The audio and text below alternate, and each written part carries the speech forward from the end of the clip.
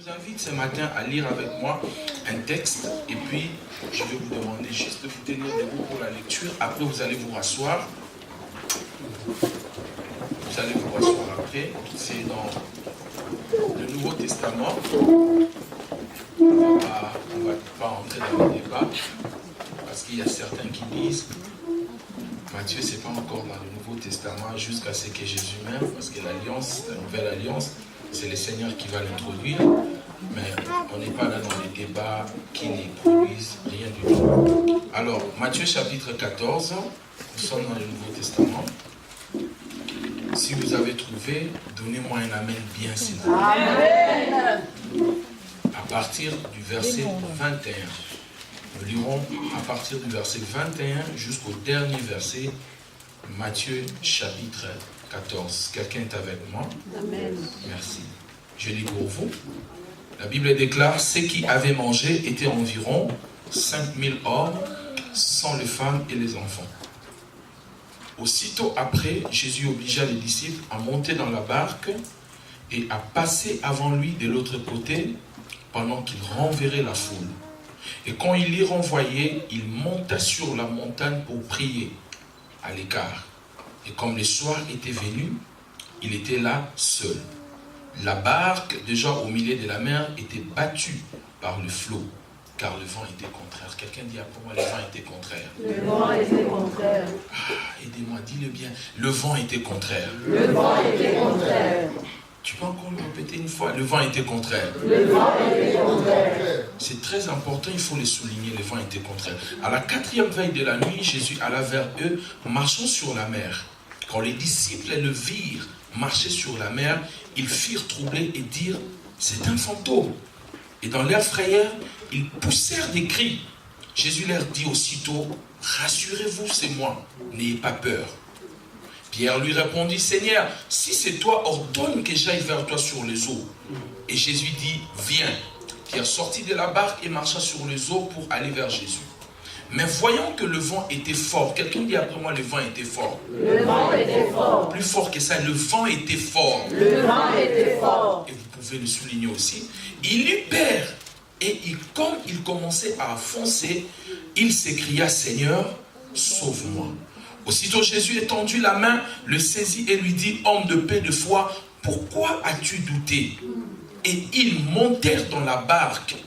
Et le vent cessa. Dis après moi, et le vent cessa. Et le vent cessa. Plus fort que ça, et le vent cessa. Et le vent cessa. Vous pouvez le souligner. Ceux qui étaient dans la barque vinrent se prosterner devant Jésus et dire, tu es véritablement le Fils de Dieu.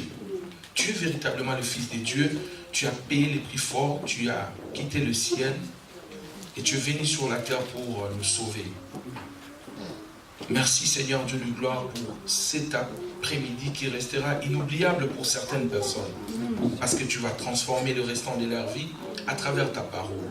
Seigneur, je prie que je n'exagère pas et que je ne donne pas aussi moins de ce que tu as prévu pour ton peuple. Je prie que tu m'utilises comme un instrument simple, un canal que tu peux passer pour toucher un besoin, répondre à une question, à une préoccupation dans cette église. Je prie dans le nom puissant du Seigneur Jésus-Christ. Par la puissance de l'Esprit de Dieu, j'ai ainsi prié. Amen. Alors, le texte que nous venons de lire, c'est un texte très important. Si vous n'avez pas fait attention, je vous le répète, le mot vent se répète 3 fois dans ce texte. Le premier vent, on dit que ce vent était contraire. Le deuxième vent, on nous dit que le vent était devenu fort. Et le troisième vent, on nous dit que le vent cessa. Alors, ce que je vais partager avec vous, c'est le thème que le pasteur m'avait donné. Rien n'est impossible à Dieu. Rien n'est impossible à Dieu, je crois, a été tiré dans Luc chapitre 1, verset 37. Et ce mot est tellement puissant. Mais ce mot veut simplement dire, lorsqu'on dit rien n'est impossible à Dieu, ça veut dire que peu importe le problème qu'on peut traverser, Dieu a la capacité de nous apporter la solution. Amen. Et j'aimerais dire à quelqu'un ici dans cette église, peu importe le problème que tu peux entrer, si Dieu permet que tu entres dans un problème, c'est qu'il a déjà préparé un moyen pour te faire sortir de là. Dieu ne nous laisse pas dans un problème s'il n'a pas préparé un moyen pour qu'on sorte de là. C'est pour cela que je vais annoncer déjà à quelqu'un ici dans cette église, après ces cultes, tu sortiras de tes problèmes. Tu vas comprendre que Dieu est amour, il t'aime et il ne t'a pas oublié. venons de lire, Jésus est en train de parler avec ses disciples. Bien avant, il a opéré le miracle. Il était en train de prêcher et les gens avaient faim. Qu'est-ce que le Seigneur va faire? Le Seigneur va prendre quelques pains et quelques poissons. Il va prier et il va faire la multiplication. Et la Bible dit, 5000 personnes ont mangé ce jour-là, sans compter les femmes et les enfants. Si nous comptons les femmes et les enfants, nous pouvons dire qu'il y avait plus ou moins 10 000 personnes qui ont mangé à partir de quelques pains et de quelques poissons. Bien-aimés dans le Seigneur, tout ce que vous avez, si vous le mettez entre les mains du Seigneur, il a la capacité de le multiplier. Tout ce que vous avez, même si c'est peu, Dieu a la capacité de le multiplier. Et la Bible dit, quand il a fait cela, les gens ont mangé, il a dit à ses disciples juste après, passez de l'autre côté. Et lui, il est parti sur la montagne pour prier comme des montagnes de Suisse ici. Il est parti prier. Et il a dit à ses disciples, passez de l'autre côté. Moi, je vais vous rejoindre après. Les disciples sont montés dans la barque pour passer de l'autre côté. Et la Bible dit, le vent était contraire, les empêchait à atteindre l'objectif du Seigneur. Je suis venu parler à une catégorie de personnes qui ont de promesses de Dieu, mais qui sont en train de vivre le contraire de ce que Dieu leur avait dit. Quelqu'un me dit amen bien. Vous avez la promesse de Dieu. Dieu vous a parlé. Dieu vous a dit des choses. Dieu vous a dit ce que vous serez, ce que vous allez devenir. Mais quand vous regardez la réalité et la promesse de Dieu, c'est comme si c'était le jour et la nuit. Et ce jour-là, les apôtres étaient aussi dans la barque. Et dans la barque en train de traverser. Mais la Bible dit que le vent était contraire. Le vent était en train de les empêcher. Je ne sais pas à qui je suis en train de parler dans cette église. Tu es en train de vivre un vent contraire. Quand tu regardes ta vie, tu regardes ce que tu es en train de vivre, c'est le contraire de ce que le Seigneur t'avait dit. Ça n'a rien à voir avec ce que Dieu t'avait dit. Et à un moment, tu commences à désespérer et tu te poses des questions si j'avais bien entendu le Seigneur. Si vraiment le pasteur, ce qu'il m'avait dit était une vérité. Si ce que j'avais rêvé était une vérité. Mais j'aimerais te dire, c'était une vérité. Parce que dans la manière de Dieu de faire, Dieu, lorsqu'il donne une promesse, avant que la promesse arrive à l'accomplissement, ça doit d'abord passer à un moment d'impossibilité. Quand la promesse ne passe pas un moment d'impossibilité, vous êtes encore très loin de vivre à l'accomplissement. Quand Dieu vous dit quelque chose, vous devez vivre d'abord le contraire de ce que vous avez dit. À 17 ans, il a dit à Joseph, tes frères vont se prosterner devant toi. Mais lisez la Bible, vous verrez que c'est Joseph qui s'est prosterné devant ses frères avant que ses frères se prosternent devant lui. Parce que la Bible dit, lorsqu'il a arrêté ses frères en Égypte, voici ce que ses frères disaient. On voyait la souffrance de l'enfant. Quand il nous suppliait, et comment on supplie les gens? Il était en train de le supplier à genoux. Il disait ne me vendez pas. Mais il avait la promesse que ses frères devaient se prosterner devant lui. Mais c'est lui qui se prosterne devant. Quand tu vois le contraire de ce que Dieu t'avait dit, ce n'est pas que Dieu t'a menti, mais c'est le chemin, le moyen que Dieu utilise pour arriver à l'accomplissement. Quelqu'un me dit amen. La souffrance est un moyen que Dieu utilise. La souffrance, le problème, le vent contraire, les difficultés sont des transports qui nous conduisent dans notre destinée. Pour la première fois, le mot souffrance a été utilisé dans la Bible. C'était à cause de l'accouchement de la femme. La Bible dit tu accoucheras avec souffrance. Donc à chaque fois que vous voyez une souffrance, vous êtes prêt à accoucher quelque chose. À chaque fois que tu vois le contraire, les difficultés, les problèmes, ma pauvre mère qui est décédée il y a 2 ans me disait toujours, mon fils, quand tu vois la souffrance, le problème, les difficultés, tu n'es pas trop loin de la solution. Et je ne savais pas que c'était la parole de Dieu. Quand vous voyez la souffrance, quand une femme commence à pousser, quand une femme a des douleurs, ça veut dire qu'elle veut accoucher quelque chose. Et j'aimerais dire à quelqu'un ici, les souffrances que tu es en train de vivre, les difficultés que tu es en train de traverser, ça ne va pas te tuer, c'est juste un moyen par lequel Dieu va utiliser pour que tu accouches ta bénédiction. Si tu crois en toi, dis je le crois au nom de Jésus. Je me sens comme un prédicateur ce matin. Quelqu'un me dit amen. Un amen pour que je te prêche. Alléluia. Je ne sais pas par quoi vous traversez. Je ne sais pas qu'est-ce que vous êtes en train d'endurer. Je ne sais pas quelle est cette difficulté, quelle est cette maladie qui s'est établie, qui a élu l'adresse chez vous. Mais j'aimerais vous dire une chose. Il n'y a pas une chaise dans le moment difficile. Il n'y a personne qui peut dire ces derniers temps je suis assis dans le moment difficile. On dit toujours ces derniers temps je traverse le moment difficile. Les difficultés, le moment difficile forme de traverser. Dis à ton ami, je suis en train de traverser. Dis à ton ami, il n'y a pas une chaise dans le moment difficile. David l'a bien dit dans le psaume 23, il dit, quand je traverse la vallée de l'ombre de la mort, les difficultés, on la traverse seulement. Il n'y a pas une chaise dans le moment difficile. Et lorsqu'on traverse une chose, c'est pour rencontrer son contraire. On ne peut pas traverser la maladie pour rencontrer la maladie. On ne peut pas traverser la pauvreté pour rencontrer la pauvreté.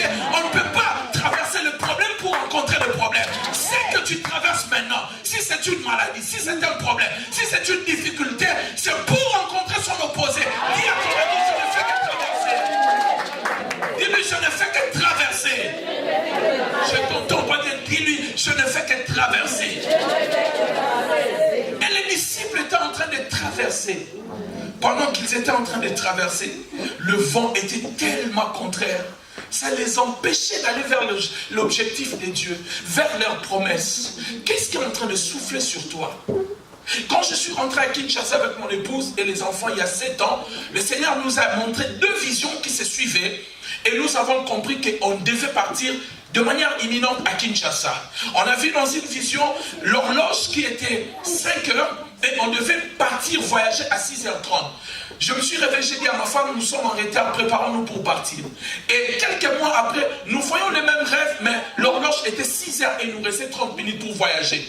J'ai dit à ma femme, nous sommes en train de désobéir à Dieu, nous devons partir à Kinshasa parce que Dieu nous attend là-bas. Quand nous sommes partis, bien aimés, nous sommes partis avec rien du tout. Tout ce qu'on a pu acheter, c'était une voiture pour avoir un moyen de déplacement. Nous sommes arrivés, j'ai dormi chez mon beau-frère, au salon de mon beau-frère, je revenais de l'Europe. Mon Dieu.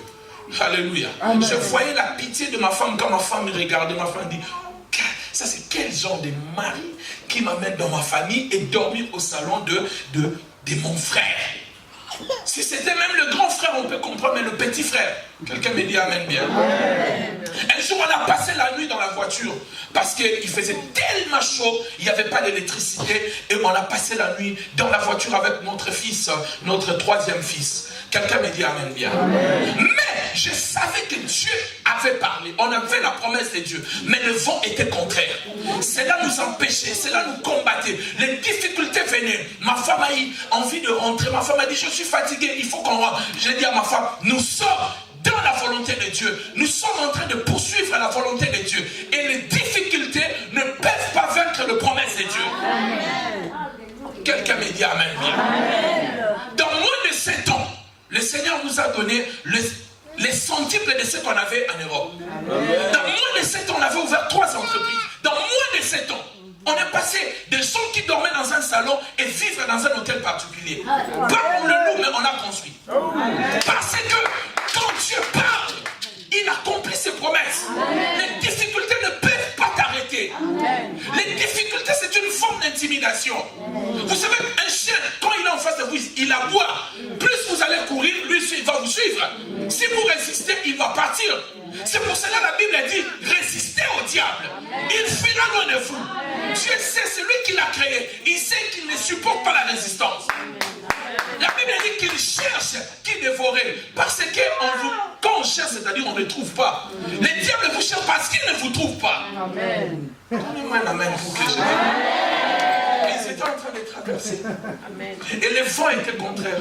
Et dans ces vents-là, les disciples ont fait 4 erreurs. 4 erreurs plutôt qu'ils ne devaient pas faire et que toi tu ne dois pas faire. C'est ce que je vais te dire aujourd'hui. 4 erreurs que tu ne dois pas faire lorsque tu as une promesse de Dieu et tu traverses le moment difficile. La première chose que les disciples avaient oublié, que vous ne devez pas oublier, c'est que ce n'est pas un homme qui leur avait dit passez de l'autre côté.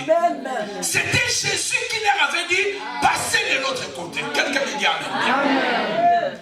Puisque ce n'était pas la parole d'un homme, c'était la parole de Jésus, ça devait s'accomplir. Et ils avaient oublié que c'est le maître qui leur avait dit passer de l'autre côté. Pire encore, quelques minutes avant, ils avaient vu la puissance de la parole de cet homme qui avait multiplié le pain et le poisson. La même parole qui avait multiplié le pain et le poisson, c'est la même parole qui leur avait dit passez de l'autre côté. La même parole qui a créé le montagne que vous voyez en face de vous. La même parole qui fait subsister c'est la même parole qui vous dit, qui vous donne des promesses. Et n'oubliez jamais ce que le Seigneur vous a dit. Parce que ce qu'il vous a dit, il le fera. Je dis qu'il le fera. Je dis qu'il le fera. Je dis qu'il le fera. Je suis en train de dire qu'il le fera. Je suis en train de prophétiser pour quelqu'un qui le fera. Balaam a dit à Balak, Dieu n'est pas un homme pour mentir. Lorsqu'il dit quelque chose, il le réalise. Je ne sais pas qu'est-ce qu'il vous a dit, mais je suis ici comme son serviteur pour vous dire ce qu'il vous avait promis. Il va le réaliser. Je dis qu'il va le réaliser. Je dis qu'il va le réaliser. Je dis qu'il va le réaliser.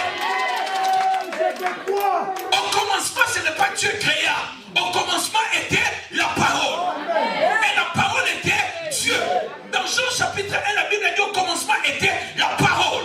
Dans Jean chapitre 2, la parole est venue dans une fête, il n'y avait plus du vin, mais la parole a changé de l'eau en vin. Au chapitre 3, la parole a rencontré un homme qui croyait qu'il était docteur. La parole a enseigné Nicodème. Au chapitre 4, la parole a rencontré une femme qui changeait de sort. Et là, la parole a changé cette femme de prostituée à l'évangéliste. La parole de Dieu peut faire quelque chose dans ta vie. Au chapitre 5, la parole a rencontré un homme qui était dans la piscine de Bethesda. La parole a guéri. La parole de Dieu peut s'adapter à toutes les situations. Alléluia. Dans le chapitre 6, la parole a multiplié le pain. Lorsqu'ils ont fini de manger le pain, au chapitre 7, il a dit, je suis de l'eau vive. La parole de Dieu peut s'accommoder avec tous tes problèmes. Prenez la parole de Dieu. Scellez la parole de Dieu en vous. Retenez les promesses de Dieu. Retenez la parole de Dieu. Les disciples avaient oublié la promesse de Jésus.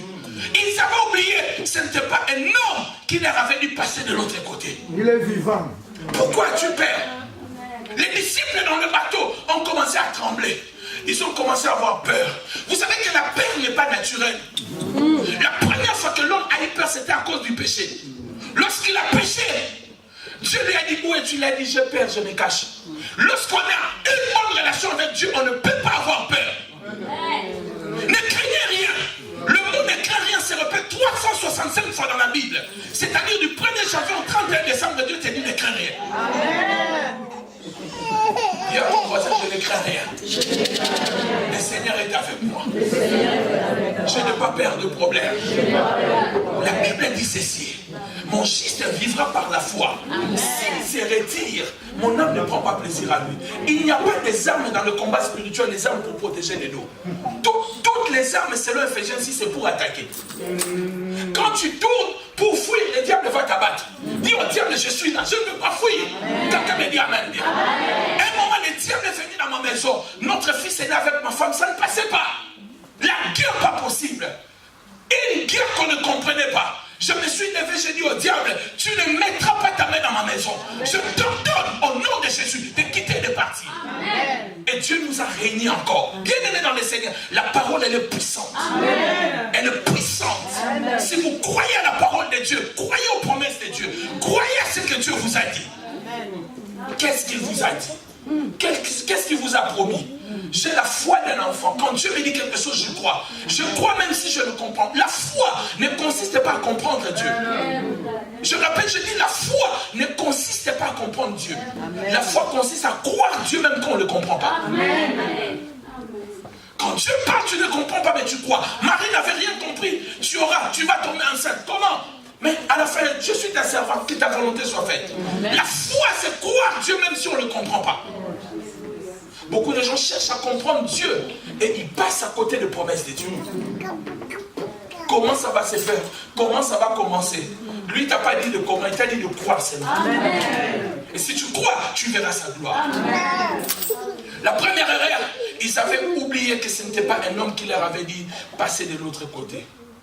N'oubliez jamais dans n'importe quelle crise de la vie, dans n'importe quel problème, dans n'importe quelle difficulté, n'oubliez jamais que c'est Dieu qui vous avait donné la promesse. Amen. Et la Bible dit, lorsqu'ils ont vu le vent qui était contraire, ils ont commencé à trembler. Ils ont commencé à avoir peur. Et dans cette peur-là, la Bible dit, ils ont vu un homme marcher sur les eaux. Imaginez, vous êtes vers 3 heures sur la mer, le vent est en train de souffler et vous avez peur parce que vous ne savez pas qu'est-ce qui va vous arriver. Et du coup, vous voyez un homme marcher sur la mer. La Bible dit, dans l'air frayeur, ils poussèrent des cris.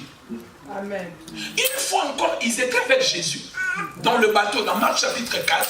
Marc chapitre 4, je crois, ils étaient dans le bateau avec le Seigneur. Et qu'est-ce qui s'est passé? La Bible dit, le vent était en train de souffler, mais Jésus dormait. Et il plairait. Ils ont réveillé le Seigneur. Maître, réveille-toi, tu ne vois pas, on est en train de périr. Jésus se réveille, il s'étire. Il dit, en bon, qu'est-ce qu'il y a? Il souffle sur la tempête et c'est calme. Mais pourquoi Jésus dormait? La Bible dit, de l'eau entrait dans le bateau, hein, dans la barque. Comment tu dors, on te jette de l'eau, tu continues à dormir? Les autres avaient peur de la mort, mais Jésus dormait. Vous savez pourquoi? Jésus savait que sa mort était à la croix, pas dans le bateau. Donc il n'avait pas peur. Il dormait. Quand on sait ce que Dieu a dit sur toi, tu connais les promesses de Dieu, il y a des situations qui ne vont pas t'effrayer. Ma femme le sait très bien. S'il y a des problèmes, j'ai dit, prépare-moi la semoule, je mange, je regarde la télé. J'ai dit, de toute façon, je ne peux rien changer. Ce que Dieu fait, ça va s'accomplir. Si Dieu ne veut pas, ça ne va pas s'accomplir. Alors, ne me tourmentez pas avec des problèmes, des factures, des choses à payer. Donnez-moi la main, bien. Donnez-moi la promesse de Dieu. Alléluia. Alléluia. Quand tu sais ce que Dieu t'a dit, quand tu es sûr de la promesse de Dieu, tu es sûr que ici, là où je suis, c'est Dieu qui m'a établi. N'abandonne pas. Ne baisse pas les bras. Alléluia. Ils ont commencé à trembler. Ils ont vu Jésus marcher. Et quand ils ont vu Jésus marcher, ils ont dit, ah, ça, c'est un fantôme. Bien-aimé.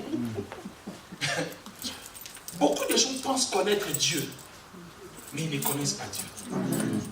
Le Dieu qu'on appelle El Olam, le Dieu d'éternité, ça veut dire qu'on ne peut pas le comprendre. On ne peut pas comprendre Dieu. Quand tu penses que tu as compris Dieu, c'est un danger qui va te détruire. Il y a même des gens qui viennent, pasteur, j'ai un problème, j'ai des maris de nuit, des femmes de nuit qui me dérangent. Pasteur, je veux qu'on fasse 3 jours. Donc, toi-même, tu viens avec les problèmes, toi-même, tu proposes la solution. Donc, tu as des problèmes, des démons, toi-même, tu dis, pasteur, on va entrer 3 jours. Tu ne connais pas mon programme. Moi, je vais entrer avec toi 3 jours. Alléluia. Mais qui t'a dit que Dieu, pour te délivrer, ça doit toujours passer par 3 jours? C'est l'erreur des disciples. Ils connaissaient Jésus dans plusieurs facettes, mais ils ne savaient pas qu'il pouvait aussi marcher sur les eaux. Combien de fois le Seigneur est venu te visiter? Tu as dit que ça c'est un fantôme. Dieu ne me dit pas comme ça. Moi je ne prends pas ça. Dieu n'agit pas comme ça. Alors Dieu agit comment? C'est toi qui penses que Dieu agit comme toi. Dieu peut agir comme il veut. Il a parlé par la bouche d'un cheval. Il peut parler comme il veut. Il peut faire comme il veut. Des fois il agit comme un fantôme. Des fois il agit comme un homme. Il peut faire tout ce qu'il fait. Mais ayez le discernement pour comprendre ça, c'est la main de Dieu. Et quand ils ont vu Jésus marcher sur le bateau, ils ont dit, c'est un fantôme. Ils ont commencé à pousser des cris. Beaucoup de gens ont des promesses, mais Dieu ne vous a jamais dit comment ça va se réaliser. Ça peut se réaliser de manière d'un fantôme. Et tu peux rejeter l'accomplissement de la promesse de Dieu parce que tu n'as pas de discernement. Quelqu'un me dit amen. Amen. Ils ont commencé à crier, c'est un fantôme. C'est un fantôme. Un fantôme. Et le Seigneur a dit non, rassurez-vous, c'est moi. Deuxième chose qu'ils ne devaient pas oublier, c'est la présence de Dieu. Lorsqu'ils ont dit c'est un fantôme, le Seigneur leur rassure sa présence. Il dit rassurez-vous, c'est moi. La deuxième chose que vous ne devez jamais oublier, peu importe ce que vous traversez, Dieu ne peut jamais vous abandonner. Amen. C'est lui qui avait dit je ne vous abandonnerai jamais, je ne vous délaisserai jamais. Peu importe les difficultés, Dieu est toujours là, plus près de nous. Alléluia. Amen. Des fois on est tellement dans des problèmes, tellement dans des difficultés, tu pleures et tu ne vois plus la présence de Dieu. Je sais qu'il y a des gens ici, tu descends bien seulement à l'église, quand tu es seul, tu pleures. Personne ne te tape, mais des larmes coulent. Parce que tu en as plein dans les cœurs. Je suis seul. Je n'ai personne. Non, tu as Jésus. Amen. Il avait dit qu'il sera avec toi. Il t'avait promis que je ne t'abandonnerai jamais. Je serai là. Lui seul déjà c'est la majorité. Amen. Quelqu'un me dit amen bien. Amen.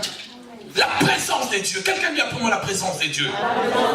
La plus grande punition que Dieu peut donner à un homme, c'est de lui priver sa présence. Voilà pourquoi Dieu envoie les gens en enfer, parce qu'il n'y aura pas sa présence là-bas.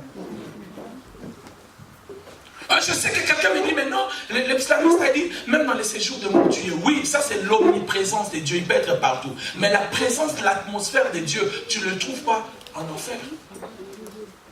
Alléluia. Amen. Quelqu'un me dit amen bien. Amen. Un amen plus fort que ça. Amen. La présence de Dieu. La présence de Dieu, c'est ce dont nous avons besoin pour tenir face aux difficultés de la vie. Ça vous est déjà arrivé d'avoir des problèmes quand tu entres dans la prière, dans la présence de Dieu. Tu as l'impression comme si tous tes problèmes sont restés dans la chambre. La présence de Dieu est un cimetière qui avale mes problèmes. Je répète, je dis, la présence de Dieu est un cimetière. Mais pas. Tu auras l'impression qu'elle est en train de gonfler. Mais dès que tu vas commencer à parler, tu vas me quelqu'un me dit amen. La présence de Dieu. La présence de Dieu, elle nous protège. La présence de Dieu, c'est tout ce dont nous avons besoin. Amen. Dans Luc chapitre 1, Gabriel se présente à Zacharie. Il dit, je m'appelle Gabriel, qui veut dire l'homme fort de l'Éternel. Il dit, je m'appelle l'homme fort de l'Éternel. Pourquoi? Parce que je me tiens dans sa présence. Amen. Il y a des gens qui prient et il y a des gens qui se tiennent dans la présence de Dieu. Tu peux faire des prières parce que tu n'as pas de problèmes. Et Seigneur, toi-même, tu connais vraiment mes problèmes. Hein? Frère, quand tu as des problèmes, tu vas prier. Amen. Un jour, moi-même, j'ai prié, je ne savais pas ce que je disais. On m'a dit, papa, tu as dit des choses que tu étais en train de dire ici. On s'est dit, mais est-ce qu'il est normal? Le problème était dans les cœurs. C'est comme Anne. Elle a tellement prié, même son pasteur est venu. Mais tu es ivre, femme. Non, le problème, quand on a des problèmes, papa, tu ne vas pas faire des prières au Seigneur. Bon, Seigneur, toi-même, tu connais. Je pensais que tous étaient des Congolais. Seigneur, toi-même, tu connais. Alléluia. Amen. Mais quand on a des problèmes, frère, on cherche la présence de Dieu. Amen. Le culte commence ici à 13h. Tu vas arriver ici à midi, tu attends qu'on ouvre parce que tu as des problèmes. Beaucoup de gens n'ont pas encore de problèmes. C'est pour cela qu'ils prient comme s'ils étaient en train de jouer. Dis après moi la présence de Dieu. La présence de Dieu. Shadrach, Meshach, Abednego étaient dans la présence de Dieu. On les jette dans le feu.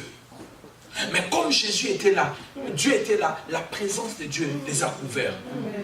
Et le roi a regardé. Oh, il a vu 4 personnes. Il dit, mais combien de gens j'avais jeté? Il dit 3. Mais quand il regarde, il voit 4.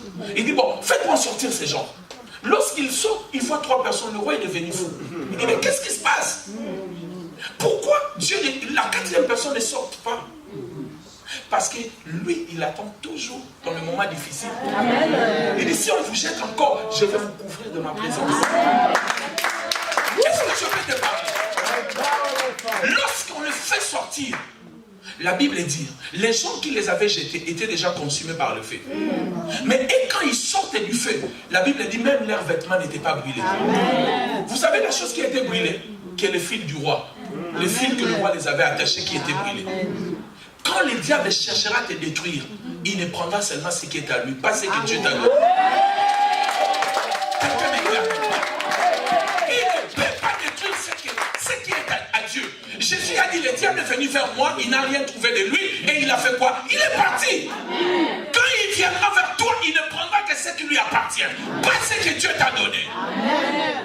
Quelqu'un me dit amen bien. Deuxième chose que nous ne devons pas oublier, la présence de Dieu. Seigneur, j'ai besoin de ta présence. Ne me prive pas de ta présence. J'aime ta présence, j'aime ton atmosphère. Ça me fait du bien. Ça me fait oublier mes problèmes.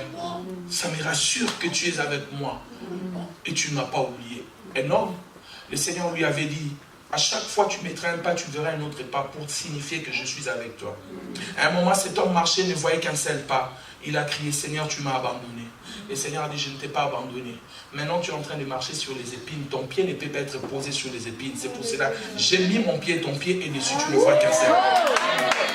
Si on croit que Dieu nous a abandonnés, mais il ne nous a pas abandonnés. Je vous dis la vérité, frère. Dieu ne peut pas abandonner ses enfants. Tout ce que Dieu fait, ça a un but dans votre vie. Quand vous sortirez de ces problèmes-là, vous allez comprendre pourquoi Dieu a permis que cela vous arrive. Amen. J'étais en train de parler dans notre église les bien fondés des épreuves. Quelqu'un m'a dit, hey papa, les épreuves ont des bien fondés. J'ai dit oui. C'est quand tu sors dans le problème, premièrement, tu te dis, oh, comment je puis faire pour sortir de ces problèmes? Et puis tu te dis, Dieu est vraiment grand. Je ne pensais pas que j'allais sortir. Le problème, de fois, Dieu permet que cela nous arrive juste parce qu'il veut nous montrer une autre capacité qu'il possède, qu'il peut agir dans n'importe quel problème. Et lorsqu'ils ont dit, ils ont crié, le Seigneur a dit, rassurez-vous, c'est moi. La Bible dit, Pierre a dit, Seigneur, si c'est toi, ordonne que j'aille vers toi. Ou les chrétiens, comment ils aiment ça, Seigneur, si c'est toi, si c'est vraiment un prophète de Dieu, qu'il me parle, Seigneur, si c'est vraiment un prophète, si c'est vraiment un prophète. Oh. Donc tu penses que pour que quelqu'un soit ce qu'il est, il doit d'abord te parler. Alléluia. Amen. Dieu agit comme il fait. Amen. Hier, nous étions quelque part là-bas dans le culte. Il y avait une onction prophétique, pas possible. Mais je peux arriver ici, Dieu ne dit rien. Mais la parole vous suffit. Amen. Alléluia. Amen. Quelqu'un me dit Amen. Amen. Seigneur, si c'est toi vraiment dans cet appel de fonds, je vais voir 10 chameaux à l'église comme ça, je vais donner 1000 francs. Ils viendront d'où les 10 chameaux. Où est-ce qu'on va les faire entrer ici? Arrêtez de compliquer Dieu la vie. Tu sais, quand Dieu te parle, ton cœur est en train de battre. Arrêtez avec des signes. Est-ce que je peux parler? Surtout vous les jeunes, vous avez trop de signes. Seigneur, si c'est vraiment l'homme de ma vie, je vais voir la liste. Je vais laisser. Écoutez, j'ai donc à demander ça. Il a demandé les signes parce qu'il n'avait pas le Saint-Esprit en permanence. Nous avons le Saint-Esprit en permanence. On n'a pas besoin de signes, on a besoin du témoignage du Saint-Esprit. Ça vous suffit. Tu n'as pas besoin, oh Seigneur, si c'est vraiment un serviteur de Dieu, je vais avoir un signe. Cherche le témoignage de l'Esprit. Ça te suffit. Qu'est-ce que l'Esprit te dit? C'est tout. Quelqu'un me dit Amen. Elle n'a même plus fort que ça. Pierre dit, Seigneur, si c'est toi, ordonne que j'aille vers toi. Pierre savait, si le Seigneur ordonne, la chose va arriver parce qu'un jour il était en train de pécher, il avait lavé ses filets, le Seigneur avait ordonné, il avait du poisson. Il dit, Seigneur, je sais comment toi tu agis, si c'est toi, ordonne, et je marcherai aussi sur les eaux. Le Seigneur a dit à Pierre, sors. Quelqu'un me dit Amen. Amen. Un Amen plus fort que ça. J'aimerais d'abord vous dire, Dieu ne commence pas au commencement. Avant que Dieu commence quelque chose avec toi, Dieu va d'abord à la fin. Il finit la chose. Quand il finit la chose, il vient maintenant au commencement. Il commence avec toi ce qu'il a déjà fini. Tous les problèmes que tu auras, les jours il t'a promis, jusqu'à l'accomplissement, ça ne te détruira pas. Parce que Dieu ne va pas accomplir, mais il a déjà accompli. Avant qu'il commence, il finit d'abord. Est-ce que quelqu'un est en train de m'écouter? Depuis que j'ai compris cette vérité, je dis toujours, ce que Dieu a commencé, il l'achèvera. Parce que quand on a commencé à construire notre maison avec mon épouse, il nous fallait plus ou moins 250 000 $. Et l'argent qu'on avait prévu pour la maison, on avait investi ça dans une affaire à Dubaï et l'affaire nous a compliqué. Et ma femme a commencé. J'aimerais dire aux couples qui sont en couple, ne prenez jamais la décision seule. La décision seule. Tu vas regretter si ça ne marche pas. Mais si vous prenez la décision ensemble, bon, on va envoyer des voitures au Congo. On est d'accord, oui. Ça part. Ça ne marche pas. On va partager la douleur. Toi aussi tu étais d'accord. Oui, toi aussi tu étais d'accord. Bon, on oublie ça. Mais quand tu prends la décision unilatérale, frère, ma femme a commencé à dire, enfin, elle n'oublie pas des problèmes. Tu passes à la cuisine. Je t'avais dit. Tu manges, je dis, mais laissez-moi au moins manger quand même. Quelqu'un me dit, qu'est-ce que je t'avais dit? Le problème avec toi, quand tu veux faire quelque chose, tu n'écoutes, comme vous les prophètes, vous n'écoutez que Dieu. Même moi, ta femme, tu ne m'écoutes pas. C'est ça les défauts des prophètes. Ils aiment seulement écouter Dieu. Mais ils ne savent pas que Dieu peut passer par les hommes aussi pour parler. Quelqu'un me dit Amen. Parce que même la nature nous enseigne. Quelqu'un me dit Amen. Comment on sait que ça va pleuvoir? Dieu parle aussi par la nature. Ma femme a commencé à parler. Pourquoi tu ne m'avais pas écouté? Et l'argent qui était parti, et la culpabilité. Les deux sont venus habiter en moi. Je ne savais pas quoi faire. Quelqu'un me dit Amen. Mais un ami qui est à Martinique m'a appelé. Il m'a dit, cette nuit j'ai rêvé. Tu as construit une très belle maison. J'ai pris cette parole-là. J'ai dit, Seigneur, comme tu as parlé, nous allions arriver. Nous sommes partis seulement avec 10 000 $ pour la première fondation. Mais la manière dont Dieu a fait, dans moins d'une année, on a fini la maison. Pourquoi? Parce que Quand Dieu ordonne, la chose va arriver. Amen. Ayez la foi, ne doutez point. Quand Dieu parle, croyez. Amen. Croyez et bâtissez votre confiance sur ce que Dieu a dit. Amen. Peu importe les tempêtes, peu importe les vents. Des fois, les vents viennent pour balayer les choses et laisser la propriété. N'ayez pas peur de vent. Quelqu'un me dit Amen. Et la Bible dit, Pierre sort. Pierre est sorti dans le bateau. Il a commencé à marcher. En sortant, Thomas lui dit, mais fais attention, c'est pas asphalté. Il dit, non, le Seigneur a parlé, je dois sortir. Il est temps de marcher par la foi. Quand le Seigneur dit, marche par la foi, jette-toi par la foi, agis par la foi, commence par la foi. N'attendez pas que les choses soient réunies pour commencer. Amen. La plus grosse erreur que nous faisons, nous voulons toujours commencer avec ce qu'on n'a pas. Quand j'aurai ceci, je vais commencer. Non, commence avec ce que tu as déjà. Bon, les gens font des erreurs graves. Personne n'a construit quelque chose avec ce qu'il n'a pas. Commence déjà avec ce que tu as. Oh, je n'ai que 2000 francs, comment je vais me lancer? Mais commence déjà avec ça. Joseph ne savait pas diriger un pays, mais il savait interpréter les songes. Il a commencé par ça et il a dirigé le pays. Commence d'abord par ce que tu sais faire. Beaucoup de gens font des listes des choses qu'ils n'ont pas. Ils sont conscients de ça. Je n'ai pas ça, je n'ai pas ça, je n'ai pas ça et je ne peux pas agir. Mais ce que tu dois faire, commence à dire, j'ai Dieu, j'ai le souffle de vie, j'ai la force, j'ai ceci, je peux commencer. Quelqu'un me dit Amen bien. Un amen plus fort que ça. Je suis en train de chuter avec mon message. La Bible dit, il a commencé à marcher sur les eaux. Jésus était là-bas et ils étaient dans le bateau. Les vents les empêchaient. Notre sœur, c'est notre Jésus. Alors Jésus est là. Pierre dit, Seigneur, si c'est toi, ordonne que j'aille vers toi. Le Seigneur Jésus lui a dit, Pierre, viens. Il sort dans le bateau, il commence à marcher. Il marche, il marche, il marche. La Bible dit dans le verset 30, nous sommes arrivés au deuxième vent. Le premier vent était contraire. Au verset 30, la Bible dit que, voyant que le vent était devenu fort, il a eu peur. Il a commencé à s'enfoncer. Les diables, quand ils commencent à te combattre, ils commenceraient d'abord par t'empêcher d'enlever vers la chose que Dieu a appelée. Plus tu auras la foi, il va rendre cette situation difficile. Le vent est devenu fort. Le vent qui était contraire, mais le vent devient fort. Je voudrais dire à quelqu'un ici, cette situation-là va s'empirer. Quelqu'un dit, on a le amen. Ça, je ne dirais pas amen. Alléluia. Quelqu'un me dit amen bien. Voyant que le vent était fort, il a eu peur, il a commencé à s'enfoncer dans l'eau. Et il a crié, Seigneur, sauve-moi. La troisième chose que vous ne devez jamais oublier dans chaque crise que vous traversez, c'est la puissance de Dieu. Amen. Quand il a crié, sauve-moi, Jésus a étendu sa main, sa puissance. Il a tenu Pierre. Jésus est la seule personne qui a investi dans des sociétés qui font faillite. Je suis avocat d'affaires. Quand une société commence à faire faillite, je conseille à mes clients de faire sortir leur argent. Mais Jésus, quand une société fait faillite, lui, il vient avec l'argent, il investit. Quand quelqu'un fait faillite, il vient investir. Quand quelqu'un pêche, il accorde son pardon. Quand quelqu'un est malade, il accorde sa guérison. Pierre était en train de se noyer. Il était en train de se noyer. Jésus a mis sa puissance sur Pierre. N'oubliez jamais la puissance de Dieu. Dieu est tellement puissant qu'il peut résoudre tous les problèmes dans votre vie. Amen. Il a des capacités pour résoudre n'importe quel problème dans votre vie. Amen. Et Pierre a crié, Seigneur, sauve-moi. Maintenant, je voudrais dire à quelqu'un, Pierre et Jésus s'étaient nés où? Si vous êtes en train de suivre ma prédication. Pierre et Jésus s'étaient nés où? Hein? Sur l'eau. Hein? Amen. Amen. Maintenant, écoutez-moi. La Bible n'a jamais dit, le bateau est venu vers Jésus et Pierre. Pierre était déjà sorti.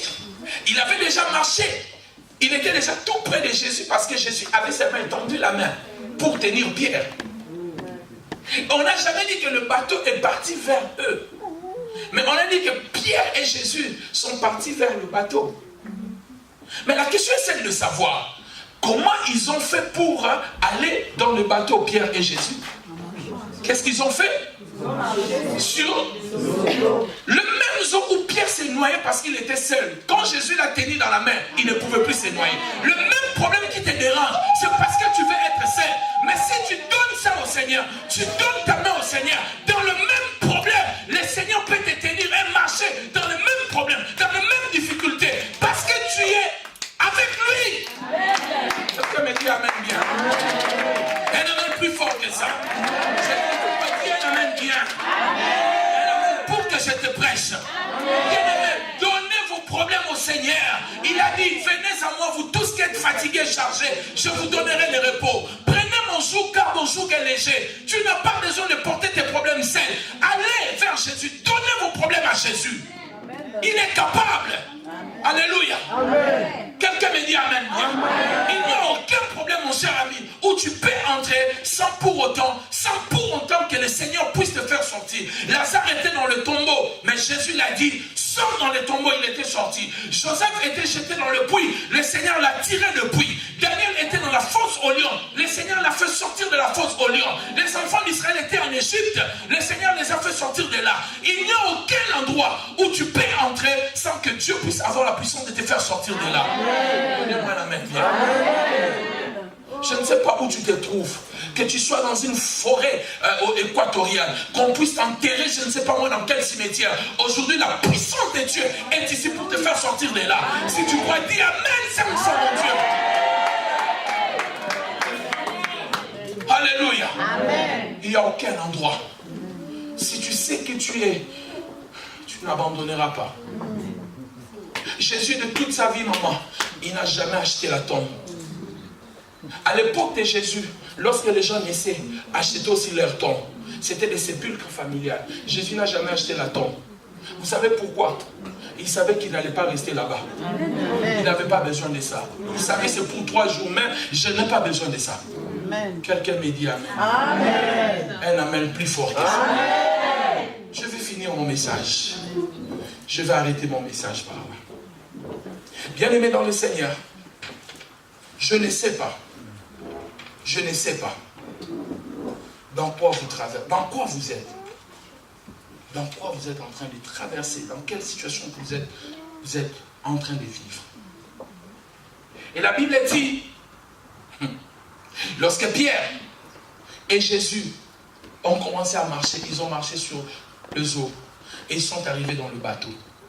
Lorsqu'ils sont arrivés dans le bateau, verset 32, la Bible dit, et les vents cessa. Et les vents cessa. Et les vents cessa. Mais vous n'avez pas fait attention. Quel vent a cessé? Si j'étais à votre place, j'allais me poser la question, quel vent a cessé? Le vent qui était contraire, c'est le vent là qui était devenu fort. Et ce vent là qui était devenu fort, c'est le vent qui a cessé. Tous les problèmes qui sont contraires aujourd'hui à la volonté de Dieu vont s'empirer. Mais la finalité, ça va cesser. Il n'y a aucun problème éternel. Il n'y a pas de problème éternel. Tout ce que tu traverses à un moment, ça va cesser. Quelqu'un me dit amen. Lorsque vous achetez une boîte de conserve, une sardine, je ne sais pas moi quoi, qu'est-ce qu'on écrit? Il y a toujours une date de fabrication et une date d'expiration. Tous les problèmes ont une date du commencement et tous les problèmes ont une date d'expiration. Quelqu'un me dit amen. Alléluia. N'abandonnez pas, ne laissez pas, ne fuyez pas, ne reculez pas. Tous les problèmes qui commencent un jour, ça va s'arrêter. Alléluia. Quelqu'un me dit amen bien. Entre celui qui a un billet de 100 francs suisses et celui qui a 50 francs suisses, qui a beaucoup? 100 francs. Et celui qui a 50 et celui qui a 20, qui a beaucoup? 50. Et celui qui a 20 et celui qui a 10, qui a beaucoup? 20. Et celui qui a 10 et celui qui a 5, qui a beaucoup? 10. Et celui qui a 5 et celui qui a 1, qui a beaucoup? 5. Celui qui a 1 et celui qui a 0, qui a beaucoup? 1. Et celui qui a 0 et celui qui est mort, qui a beaucoup? 0. Alléluia. Bien-aimé dans le Seigneur, même si tu n'as rien, tu es encore vivant. La Bible déclare, vaut mieux un chien vivant qu'un lion mort. Aussi longtemps que tu n'es pas encore mort, tu n'as rien dans la poche, tu n'as rien sur le compte, tu n'as pas de permis, BC.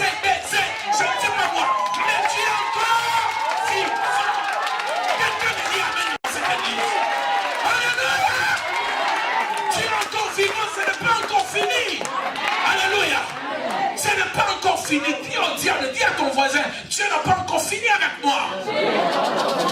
Oh non, cherche 3 personnes, dis-leur si Dieu n'a pas encore fini. Dis à 3 personnes, Dieu n'a pas encore fini. Vaut mieux un chien vivant qu'un lion mort. Je refuse d'être un lion mort. Je préfère être un chien, mais je suis encore vivant. Et la Bible déclare aussi que nous sommes vivants. Nous ne devons jamais perdre l'espérance. J'ai encore l'espérance. Demain sera meilleur. J'ai la foi. La situation d'aujourd'hui ne détermine pas mon lendemain. Ce que je traverse aujourd'hui, ce n'est pas mon avenir. Ce que je vis aujourd'hui, ce n'est pas la fin de ma vie. Dieu est au contrôle. J'aimerais dire à quelqu'un, ce n'est pas encore fini. J'ai dit, ce n'est pas encore fini. J'ai dit que ce n'est pas encore fini. J'ai dit, ce n'est pas encore fini. Le match n'est pas encore fini. J'ai dit que le match n'est pas encore fini. Ce n'est pas encore fini. Le Dieu Tout-Puissant est avec moi. Ce n'est pas encore fini. Si Dieu dans cette église, dit, ce n'est pas encore fini. Ce n'est pas encore fini. Dieu n'a pas encore fini. Dieu n'a pas encore fini. Dieu n'a pas encore fini. Dieu n'a pas encore fini, pasteur. Dieu n'a pas encore fini. Pasteur, Dieu n'a pas encore fini. Un jour, j'étais en Belgique, on m'a rejeté. Parce que j'attendais ma papier. Oh, mes papiers, on m'a rejeté. On a dit, toi, tu n'auras pas de papier. J'avais une carte jaune comme ça, on m'a repris la carte. Je croyais que c'était fini. Dieu n'avait pas fini. Amen. Dieu n'a pas encore dit les derniers mots. Dieu est au contrôle de toutes choses. Il n'a pas encore fini. Dieu est au contrôle. Alors qu'on m'avait rejeté, mais aujourd'hui, j'ai cette carte-là et je voyage partout dans le monde. Parce que ce n'est pas ce que les hommes disent qui détermine ma vie. Ce n'est pas ce que l'homme a dit qui détermine ma vie. C'est ce que Dieu dit, c'est ce qui va déterminer ma vie. C'est pour cela, je ne vais pas perdre espoir. Je ne vais pas abandonner. Je ne veux pas dire que Dieu m'a laissé. La situation présente ne détermine nullement mon avenir. Ce que je traverse n'est qu'une traversée. Ce que je vis, ça ne peut pas me tuer. Un jour, Jésus a dit, la maladie de Lazare, ce n'est pas pour la conduire à la mort. Cette maladie, c'est pour la gloire de Dieu. Il y a des situations que vous traversez, c'est pour la gloire de Dieu. Quand vous sortirez de là, Dieu tirera la gloire. Il permet que cela arrive. Il permet que la situation pourrisse. Il permet que la situation devienne difficile. Parce que lorsqu'il va agir, au moins les gens diront, ça c'est la main de Dieu. Parce qu'un homme ne peut pas faire ça. Ça c'est la main de Dieu. Et je dis que la main de Dieu sur toi. La main de Dieu sur toi. La main de Dieu sur toi. Ta saison de miracle arrive. Ta saison de bénédiction arrive. Ta saison de guérison arrive. Ta saison de percée arrive. Ta saison de mariage arrive. Si tu crois, lève-toi, dis, je la reçois. My God! Alléluia! Ce n'est pas encore fini. Je dis que ce n'est pas encore fini. C'est ta saison. C'est ton moment. C'est ta destinée. Oh, ne mentirez pas. Ne mentirez pas. Je suis encore vivant. J'ai encore le souffle de vie. Dieu n'a pas encore fini. Que Dieu ressuscite ce qui est mort dans votre vie. Que Dieu ressuscite cela. Je dis que Dieu ressuscite cela. Je dis que Dieu ressuscite cela. Je suis en train de dire que Dieu le ressuscite. Que Dieu le ressuscite. Que Dieu le ressuscite. Si tu peux te lever sur tes pieds, commence à prier. Je veux que tu pries avec moi. Dis, ce problème va s'arrêter. Dis, ce problème va s'arrêter. Cette situation va s'arrêter. Je veux que tu pries avec moi.